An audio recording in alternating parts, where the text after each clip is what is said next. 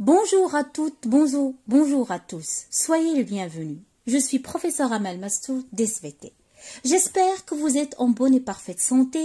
Vous avez passé de bonnes vacances, vous êtes bien reposés et maintenant vous êtes prêtes pour commencer une nouvelle année malgré les circonstances qu'on vit. Une année, Inch'Allah, qui sera pleine de travail, couronnée de succès et de réussite. Chers apprenants, cette année, vous allez passer le régional. Cela demande de votre part beaucoup de travail, beaucoup d'efforts, beaucoup de sérieux, beaucoup d'énergie, dans toutes les matières, sans exception, sans négliger aucune matière, pour obtenir, Inch'Allah, des bons moyens qui vont vous aider pendant l'année de deuxième année de bac. J'insiste là-dessus. Fini la paresse et vous devez prendre les choses au sérieux. C'est votre avenir qui se joue maintenant. Après cette brève introduction, mes chers apprenants, mes chers élèves, attaquons-nous notre programme de première année bac.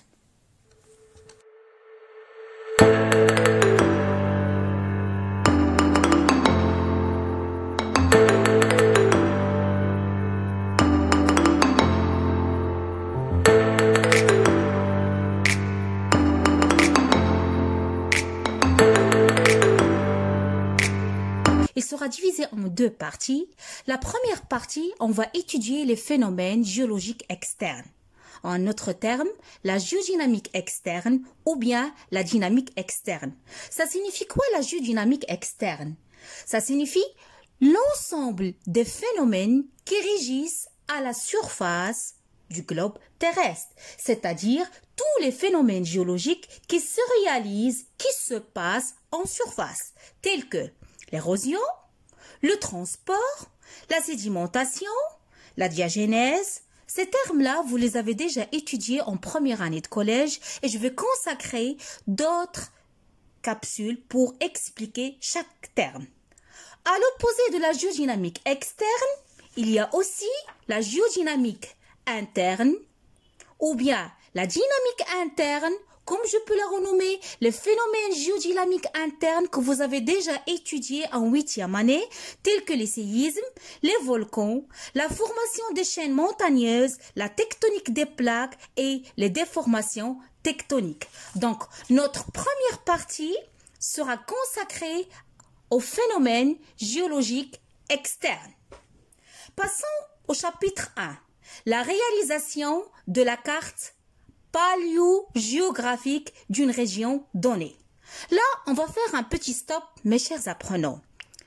Paléogéographie, c'est un mot qui est un petit peu difficile pour vous. Mais ça signifie quoi la paléogéographie? Je peux diviser ce terme scientifique en deux parties. Paléo, ça veut dire ancien. Géographie, ça veut dire la géographie. Mais qu'est-ce que c'est la paléogéographie? Tout simplement, c'est une discipline de la géologie. Vous connaissez c'est quoi la géologie? C'est la science qui s'intéresse à étudier la Terre. C'est une discipline de la géologie, de la géographie, al-géographia, de la paléontologie. C'est la science qui s'intéresse à étudier les fossiles, ça veut dire al-mustahatat. Quel est l'objectif de cette paléogéographie? C'est la reconstruction de la géographie passée à la surface du globe terrestre. C'est-à-dire, on va faire une description du globe au temps géologique.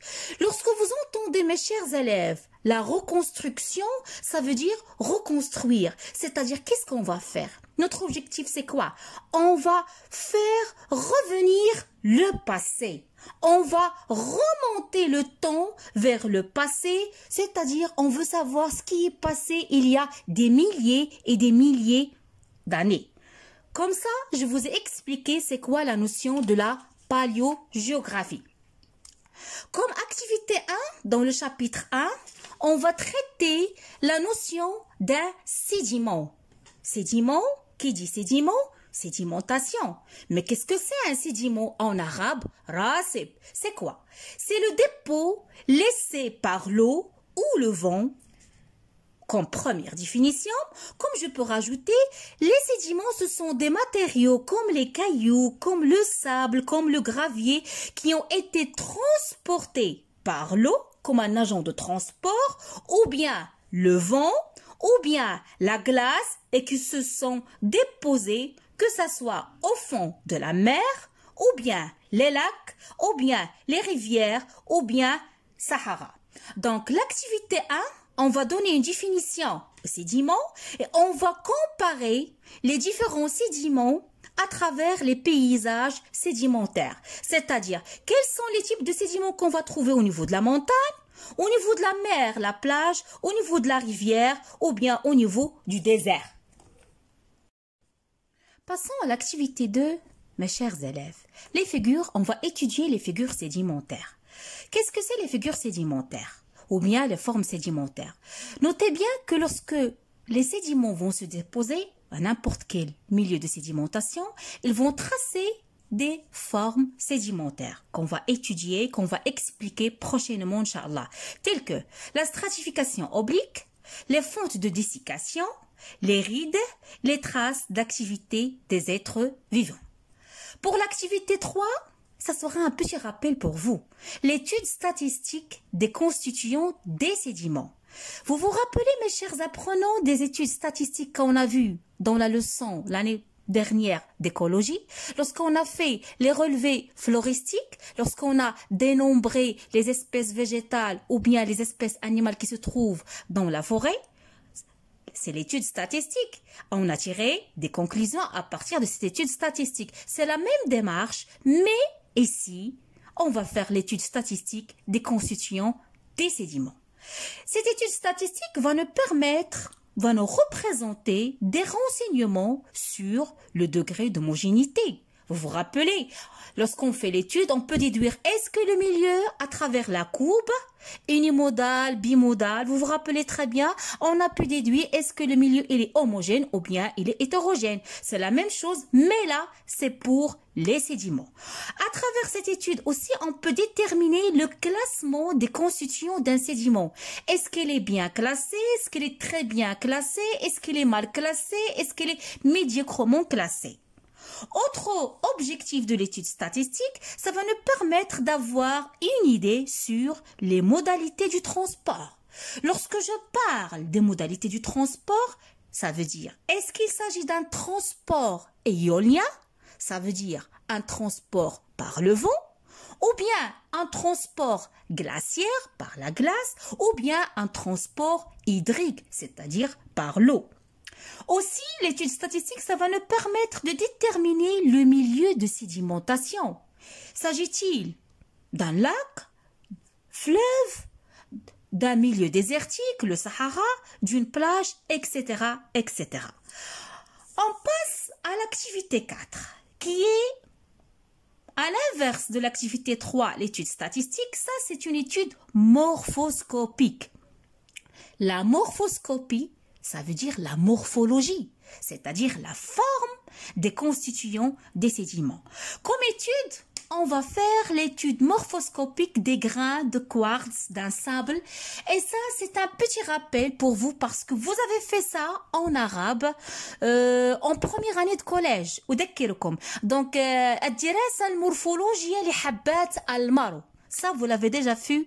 Vous l'avez, déjà fait en première année de collège. On va faire aussi l'étude morphoscopique des galets et l'activité 4 sera terminée pour passer à l'activité 5 qui a pour objectif, qui a pour but les conditions de sédimentation dans les milieux continentaux. Parce que on va séparer les conditions de sédimentation selon différents milieux. Les milieux continentaux, les milieux intermédiaires et les milieux marins. Commençons par les conditions de sédimentation dans les milieux continentaux, tels que les milieux fluviatiles, les fleuves, les milieux lacustres. On a déjà traité ce terme-là, si vous vous rappelez très bien, lacustre, c'est un lac, les milieux glaciers, le glacier, les milieux désertiques, le désert, le Sahara. Activité 6, les conditions de sédimentation dans les milieux intermédiaires, tels que Tout ça, je vais l'expliquer dans les prochaines capsules, Inch'Allah. Tel que le delta. Vous avez déjà entendu de ça, je parle en histoire-géographie. Delta Nil, c'est ça. L'estuaire et le lagon. Comme exemple, je vous donne un petit rappel. La Roune, vous avez déjà étudié ça. La lagune de l'Oualidia. Vous entendez ce terme-là. L'activité 7, on va passer à étudier les conditions de sédimentation dans les milieux marins, la mer, à travers les différentes zones marines telles que le littoral, le plateau continental, le talus continental et la plaine abyssale. On va chercher les différents sédiments et les conditions de sédimentation de ces différentes zones du milieu marin. La tâche, elle est un petit peu dure pour vous, cette première partie, mes chers élèves. Oui, la géologie, c'est pas facile. L'activité 8, on va déterminer les conditions de sédimentation dans un milieu ancien, tel que la mer des phosphates. Pour l'activité 9, on va établir la carte paléogéographique de la mer des phosphates. Pour l'activité 10, on va faire une détermination des conditions de sédimentation dans un milieu de sédimentation ancien tel que le bassin houiller de Jrada. Vous avez déjà entendu de cette ville-là, Jrada. Et l'activité 11, ce sera établissement de la carte paléogéographique du bassin houiller de Jrada. J'ai en fini avec le chapitre 1, on va attaquer le chapitre 2. Aussi, le chapitre 2, il contient des petits rappels que vous avez déjà étudiés en première année de collège. المبادئ الاستراتيغرافية. Vous vous rappelez مبدأ التراكب, مبدأ التماثل الاستحاثي, مبدأ الاستمرارية. Ça, vous les avez déjà étudiés en première année de collège. Donc, je vais les traduire maintenant en français. Les principes stratigraphiques et l'établissement de l'échelle stratigraphique. المبادئ الاستراتيغرافية et l'échelle stratigraphique السلم الاستراتيغرافي. Quels sont ces principes stratigraphiques? Il y en a certains que vous avez étudiés, je viens de le dire en première collège, mais cette année, on va détailler un petit peu les études. On va commencer par le principe de superposition, le principe de recoupement, le principe d'inclusion, le principe d'identité paléontologique, le principe de continuité, et on va terminer par une étude et une comparaison de fossiles de faciès, c'est-à-dire on va déterminer qu'est-ce que c'est un fossile de faciès, vous l'avez déjà vu, mustahat suhniya, et fossile stratigraphique.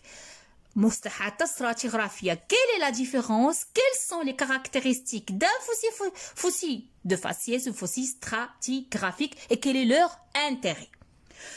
Pour aller à l'activité 2, c'est à la recherche des subdivisions géochronologiques. Là, la tâche est un petit peu dure.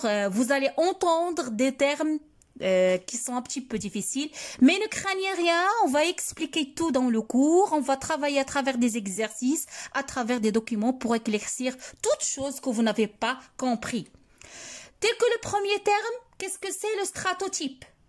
Qu'est-ce que c'est la biozone? Qu'est-ce que c'est la lacune stratigraphique? Qu'est-ce que c'est le cycle sédimentaire à travers la transgression et la régression?